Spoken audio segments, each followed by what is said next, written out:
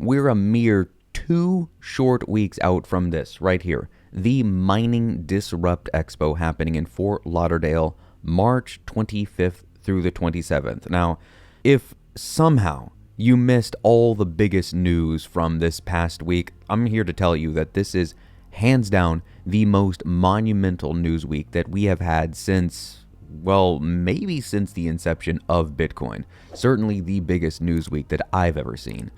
Before we go into all of the crazy stuff and some of the stuff that's coming down the pipeline, I got to tell you about the numbers. And, well, before we even get into that, remember, this is not where you come for financial or investment advice. I'm here for entertainment and education, a little storytelling, some fun, and some news recaps. Let's get into the numbers. The price of Bitcoin, $86,000. Priority fees, 2 sats per VByte. It's basically as low as it possibly can be. We've got less than 6,000 blocks unconfirmed right now. Public nodes, over 21,000. I saw it touch over 22,000 for a moment a little while ago. Blocks are coming in at just under 10 minutes. These numbers are insane.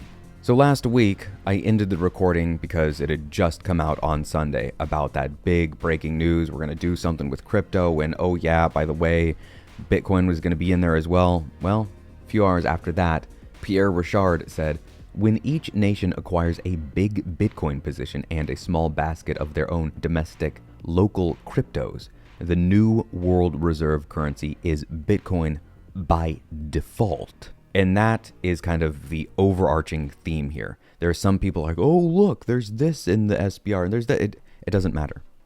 It doesn't matter. Bitcoin is going to win. Moving on to Monday, this is from the Kobayashi letter. Crypto Markets 2025. President Trump launches his own meme coin. SEC drops lawsuit against Coinbase and others. SEC sees that meme coins are not securities. U.S. considers moving spending to blockchain. President Trump says U.S. should be leader in crypto. U.S. establishes first strategic crypto reserve. Jumping right into Tuesday. Bitcoiners seeking answers are not the enemy. Don't act shocked that people that founded Bitcoin because they think for themselves are thinking for themselves. Senator Lummis, the golden age of America has just begun.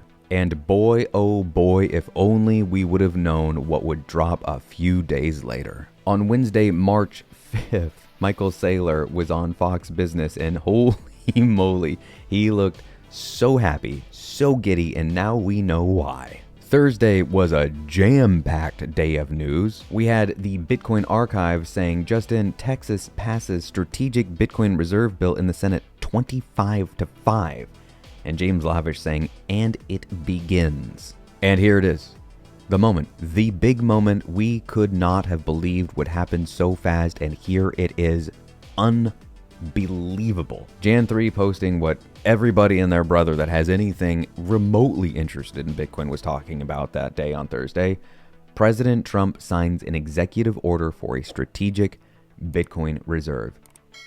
It actually happened. And this tweet, which has since been deleted from Jason P. Lowry, said something akin to, and now it begins, and then there was like a thinky face. If I remember that one correctly, he often does this. I should start screen capping his tweets. Real VJ Boyapati saying, I've been interested in Bitcoin for 14 years now, and today was by far the most astonishing day I've experienced. We've gone from magic internet money that people mocked and sneered at or vilified as a tool of criminals to today, when Bitcoin was recognized as a reserve asset for the most powerful and prosperous nation in history.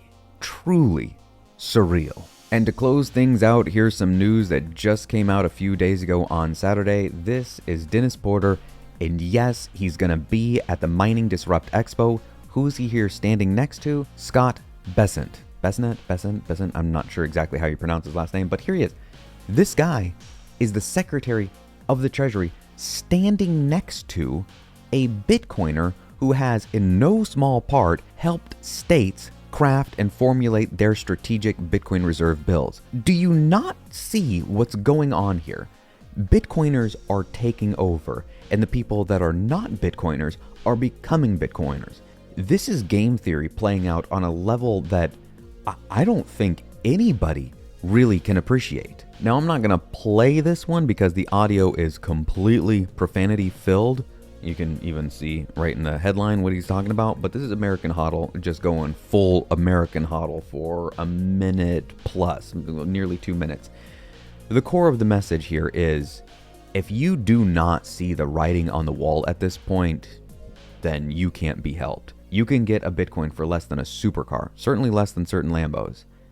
And if you don't see where this is going, if you don't think that other nation states are going to go, the biggest nation in the world, the biggest, the baddest, the most powerful nation in history just made this a real deal Fort Knox kind of thing.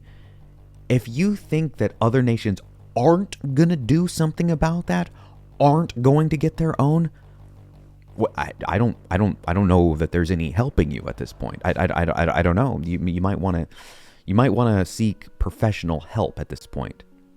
That's not financial advice. That's just saying, if you do not think that other nation states, some of them, any of them, will copy what the US is doing, then I don't know what to tell you. Is it possible that some of the best and brightest minds in tech are here in the US? Where's Nvidia based? Where's Apple based? Where's Microsoft based? Oh, that's right. The United States of America. Amazon, United States of America. Netflix, United States of America.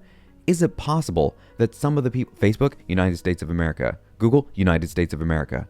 Okay, you get my point. Is it possible that some of those people working in tech, X, United States of America, maybe have talked to strategy, United States of America? Is it possible that some of them have maybe talked to Congress people and said, you need to get this. This has to happen. We need this here. And not just to pack bags. No. But to secure sovereignty for our citizens and this country? Is that possible? Is it? Seems possible. Seems possible. And to look at that and go, it doesn't mean anything. Okay. Let's see where we are in 6 months, 12 months, 18 months from now. Let's check in. Let's see what we're looking at then.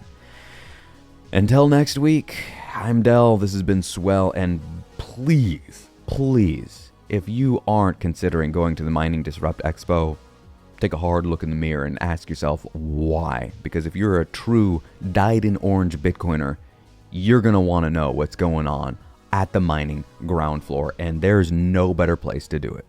I'll see you next week.